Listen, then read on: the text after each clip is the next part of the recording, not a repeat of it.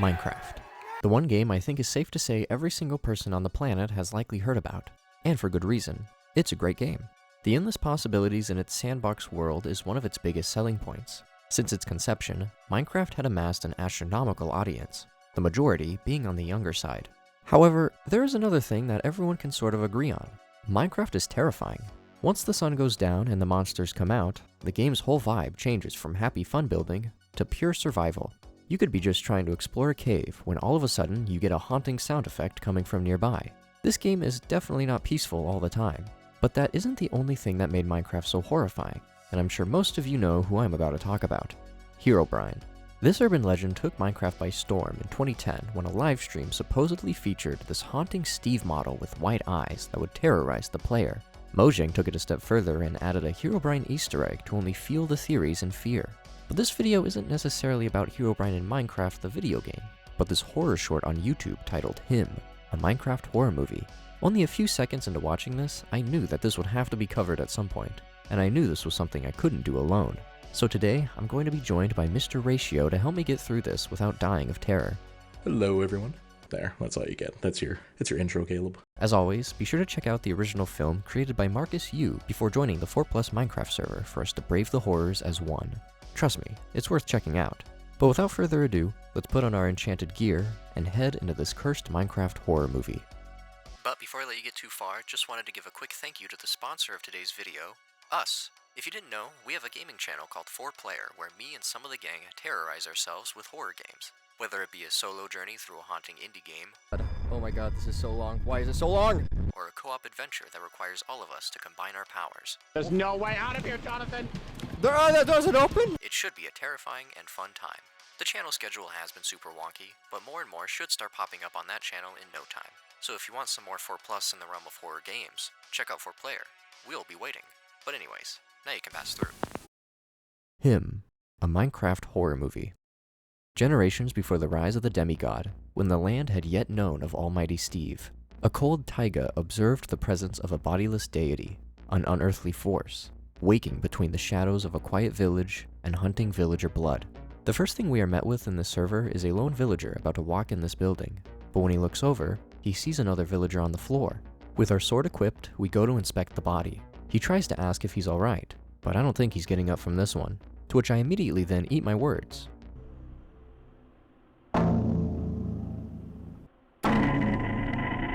We fall back, looking in horror at whatever demonic presence this is, and given this next frame, demonic it is indeed.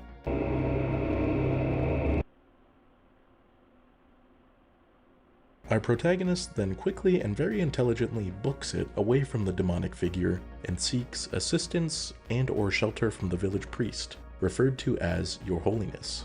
We tell the priest that there is something outside, a woman with some kind of mark on her face. The priest looks out the people, and unlike Evil Dead Rising, there's nothing outside anymore. So naturally, the priest stares at us and questions what we actually saw. He lore dumps quickly that the only woman in the village who had a mark on her face was the cartographer's apprentice, but she went missing years ago. The priest suggests that we could just be mistaking what we saw for wolves hunting or, something else that's normal. So we try to persuade the holy man that there's something out there, but he still doesn't seem convinced or worried in the slightest, so we book it out of his residence. The villager runs to the spot where the body was, and he questions his sanity, and the only thing left behind from where the body was is a single tooth on the ground. Surely, this all must be some sort of horrible dream, right? Right? Cut to the next morning. We end up at the cartographer to potentially get some answers, and while he seems like a friendly fellow, this is no time for chit-chat. We tell him about what we saw last night, and sure enough, the cartographer recognizes it to be Masha, his old apprentice. We clarify that it had to have been a hallucination, given the fact that we were the only one who could see them. The cartographer confirms that Masha was his apprentice, and that she had a birthmark over her left eye. However, it's learned that she has been dead for 5 years. When asked what happened, he goes on to reveal that she went into some uncharted territory within the woods, and never returned. No one knows why she went out to that area, but it sounds like she persisted on it even though she had other maps to complete. The cartographer then asks us if we have been experiencing unusual things lately. Not that I've seen. He goes on to explain that Masha was possessed by this thought, that something was in the woods, something along the lines of an ancient force dwelling within. The cartographer then points out a pile of cobble at the edge of the water. He was told it was there for construction, except no one recalls how it got there.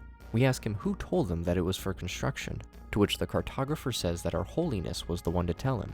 We are then handed Masha's notebook, and are asked if we could give it a look and give him a second opinion, as he isn't quite sure what to make of it.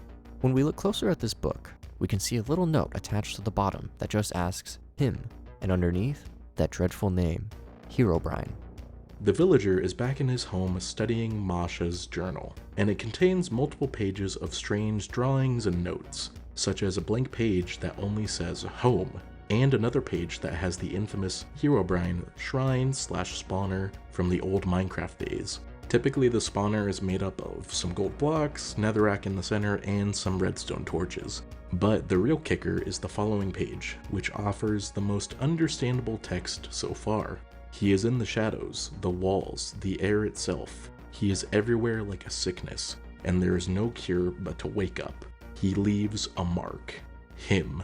Can't say I'm a fan of whatever the hell that thing is. It looks like it was taken straight from like Slender the Arrival, just a humanoid shadow with glowing white eyes watching us through the pages itself almost.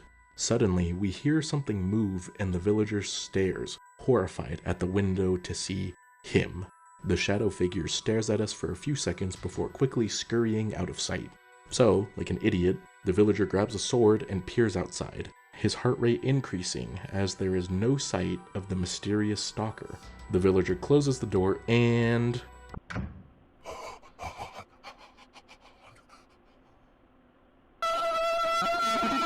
The villager rightfully screams and falls backwards out of the doorway to the outside. But he is now nowhere to be seen, so the villager books it to the cartographer's home and pleads to be let in. We quickly slam the door shut behind us and inform the cartographer that it is here. When asked who, we don't hold back. We tell him the man in Masha's book, Herobrine, is here in the village. The cartographer is taken aback, but we continue to tell him that whatever it is that drove her mad, she brought to this village, and it's now getting inside his head, and even question how the cartographer can be so unaware of this, to which he reveals that he has in fact known about this, however goes on to say that Our Holiness is what keeps the evil at bay with his holy charms. However, we are not having any of it, going so far as to call Our Holiness blind. Now that's just nonsense. We then make quite the questionable decision to see things for ourselves. The cartographer tries to stop us, but we're too determined to find some answers. We head towards the pile of cobble, however it's clear that we are not alone. We turn around to find out that it's none other than Our Holiness. We question what it is he's doing out so late, and all he says is that he had trouble sleeping. He asks us what we are doing, and we try to explain that we can't just accept what we saw the other night, to which what it is we saw comes into question. We tell him the truth that who we saw was Masha, but this only makes Our Holiness believe that Masha's story is painting false pictures in our head, but we know what we saw. Our Holiness even tries to claim it could have been the Aether. Haven't heard that term in years, but we know for a fact that this was not the Aether. Our Holiness then tries to tell us that perhaps taking an apprentice will help us in our troubles, like that would help. But as a weaponsmith, it appears we take the idea into consideration. Our Holiness then turns around to walk off, and that is when it's noticed. The design on the back of his coat. We've seen it before, but where? That's right, looks like he's left his mark. The realization is horrifying for our weaponsmith. His whole world, his beliefs, shattered. All he can say is please, no. The next morning, the weaponsmith, armed with a blade, makes his way into the residence of the priest. The Holy Father is understandably startled at our sudden bursting into his home, but the weaponsmith gets straight to the point, figuratively and literally. He questions the presence of the pile of stones in the village and who put them there. The weaponsmith accuses the priest of hiding the fact that he also saw something the other night, but is refusing to acknowledge it. So the weaponsmith marches outside to the pile of stone and begins dismantling the pile. But when the Holiness tries to stop him, he pulls an Omni-Man and punches him and continues to take apart the pile. To his utter horror, we finally realize what the pile of stones was. A shrine, a spawner, a curse. The Holiness stands up, his eyes now pitch black and mouth bleeding. He explains he didn't mean for any of this to happen, that he can't control it. He is everywhere. He has been there all along. He is already inside everyone. They will soon be used for his feast. The priest's eyes and mouth start pouring with blood. It is only a matter of time before himself and everyone in the village is for the taking. He suddenly tackles the weaponsmith and begins choking him, justifying that killing him now is doing him a favor and sparing him of the horrible death from him down the road. The villager is able to grab a nearby rock and bash the priest's head, yet the priest continues to scream that his time is now, let him arrive. And then, bonk. The weaponsmith bashes the holiness's head in with the rock over and over. He stands up and is staring at the body of our holiness, unable to believe what has just happened, blood dripping from the rock in his hand. The blood from our holiness slowly makes its way towards the shrine. This can't be good. And sure enough, the shrine catches on fire, and it looks like we ourselves have inadvertently brought upon something horrifying. This giant spider-like creature stands tall and looms down on us. We look up in true fear, and I don't blame him, because what do you even do in this situation? The monster lets out a menacing screech before heading towards the village, and this place has no idea what it's in for. Absolute chaos unfolds as the spider monster rampages through the streets of the village, killing anyone it comes across. A poor, unfortunate soul falls down and is impaled and dragged away by the spider. The most relatable villager so far hides behind a tree nearby, but his luck runs out when, in his peripheral, the spider lurks around the tree trunk and stares him down with those horrible white eyes. A single tear runs down his leg before he gets a FNAF jump scare and is eaten by the spider.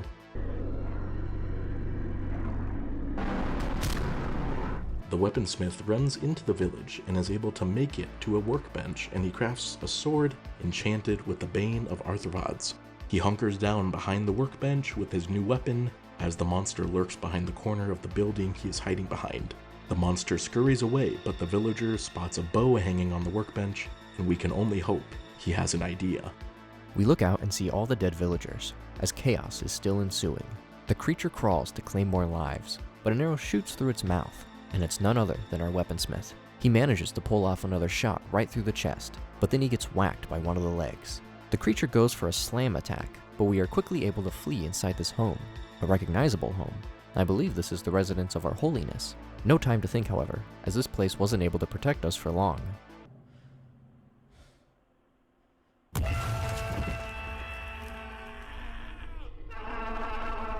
We grab the potion next to us and leap out the window, and when the creature bursts through the wall, we throw the potion, hopefully an effective one. It seems to burn through its skin, but this only enrages it. We hold up our sword, but then this creature pulls out a secret move.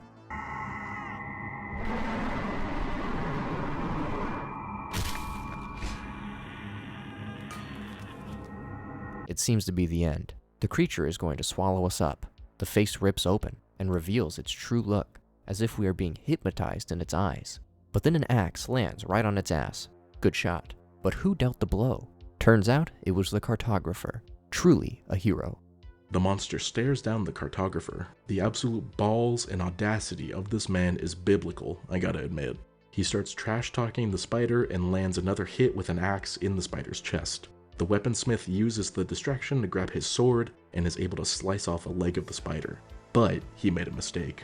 The spider gets pissed off and does a ground slam, hurling the cartographer to the ground, unknown if this has killed him or simply knocked him out. But the demon faces the weaponsmith and they have an intense staring match before he lets out a battle cry and charges at the spider, and oh god damn it. Can this guy just only scream and throw? Because that's all he's been doing this whole time. Oh, well, I guess he didn't miss.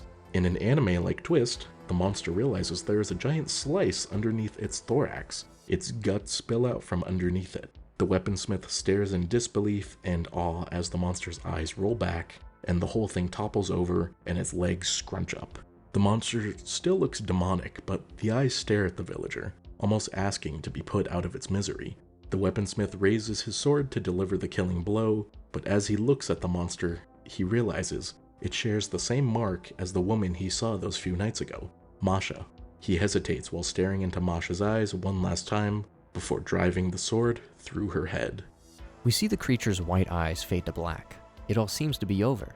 We walk over to the cartographer's lifeless body and call out to him, but unfortunately, he is gone. Our character is rightfully upset. His whole village has been destroyed, and it's only him. We see the giant corpse of the creature and the body of our holiness. However, this is when things take a bit of a turn. After the crying stops, we open our eyes, and boy, what a tragedy to end this film on.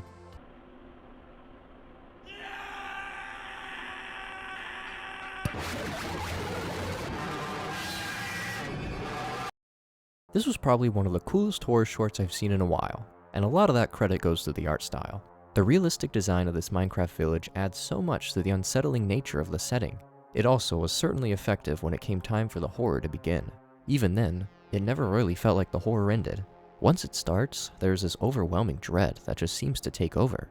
I like the idea that Herobrine is this demonic entity that is able to psychologically torment the victim, sort of how he operated in the urban legend, crashing your worlds and slowly making things not seem right.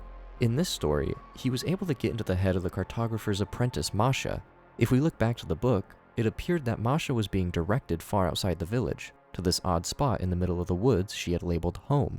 And if we remember back, the first being that attacked our weaponsmith was described as a woman with a mark, aka Masha.